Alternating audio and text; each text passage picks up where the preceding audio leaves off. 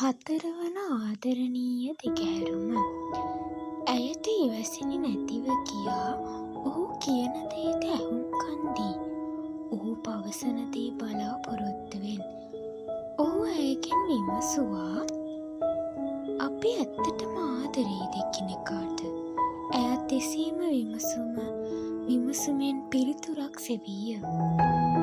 ඇයත් එසේම එකම විමසුමෙන් පිළිතුරක් සෙවීය. ඇයත් එසේම විමසුවා. ඔහුගේ හදවත ගැහෙන්න පටන් ගත්තා. පපුවේ රිදීමක් සංසුන් බවක් නැති වුණා.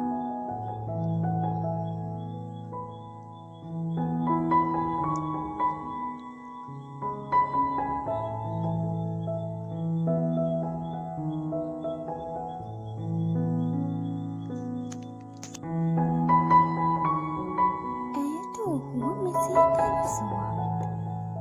දැන් මගේ හදවත කොච්චර ගැහෙනවද කියා ඔයා දන්නවද?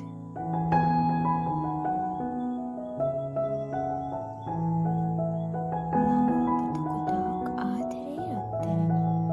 ඇයත් කීවා මමත් ආදරේ. ඇයට ඒ වචන සිහිනයක් වගේ දැනේ. ඇයගේ දේවදූතයා ඔහු නම් විය.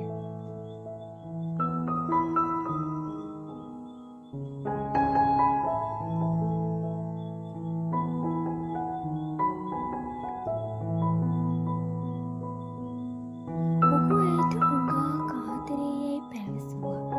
ඇයත් එසේම පැවසුවා මම ආදරේ. ඔහු පැවසුවා ඇහුන්නේ ආයෙත් කියන්න බලන්න. ඇය හිනා වුණා.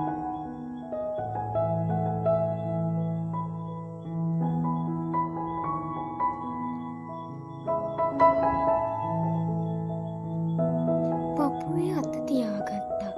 ගැහෙන වේගය නවත්තන්නා වගේ ඒ සිසිලස ඇයට දැනේ.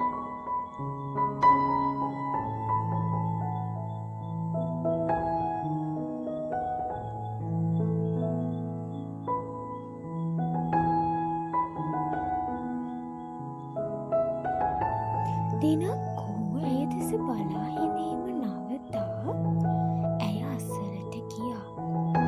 ඔහුගේ දෙයත් වලින් නැගී පුංචි ඇඟිලි තුඩු හිමීට පිරිමැද්දා.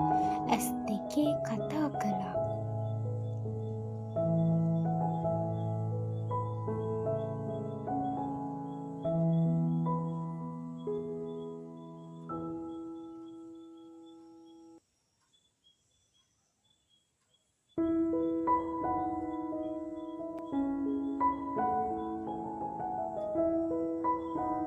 ඔය ඇස් මා වෙත කියන කතා මට අසාගන්න පුළුවන්. කුරුල්ලන්ගේ ගයමින් සිටිනවා වාගේ සුන්දර කාලය ඇගේ ජීවිතයට පැමිණි සංසුන් කාලයකි. ඇය හැමදාමත් කොළ ඇස් ඇත්තා දෙස බලා සිටියා. ඔහුගේ කාරුණික බැල්මකින් ඇය උණුසුම් කළා. ඔහුගේ දෑස් වලින් කළ කතා බහ ඉතාම ප්‍රබල විය.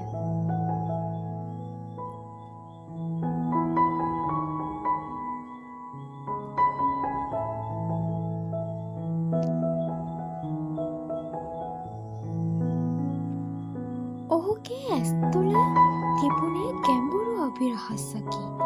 ඒවා ඉතා ගැඹුරු වන්නට ඇතැයි අය අනුමාන කළා.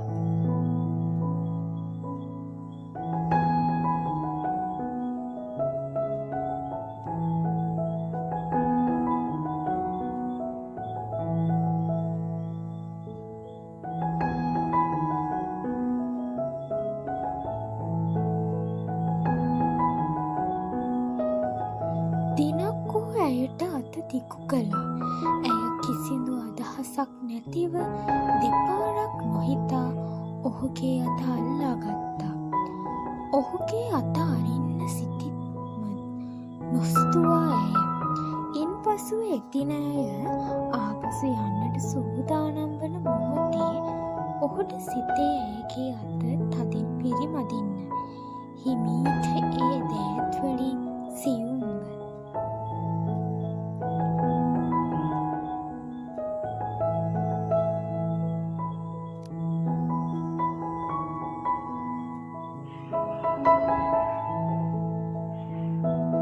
ඒත් ඒ මොහොතේ දහසක් ඇස් ඔවුන් දෙදෙනා දෙස බලමින් සිටින බව ඔවුන්ට හැඟුණි.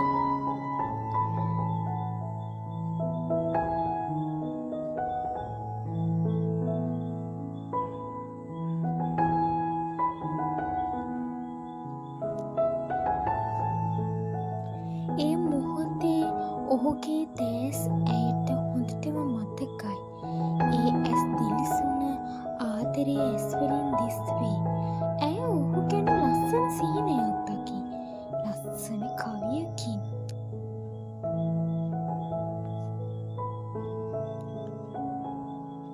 හදවතින් උණුසුම්.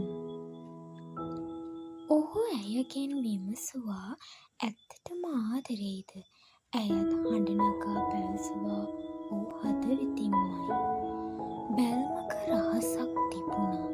අත අල්ලන් සංසුන් වූ මනසක් දෙදෙනා අතර වැසී ගිය කාලය දෙපාරක් නොහිස්දා අතක් අල්ලන විශ්වාසය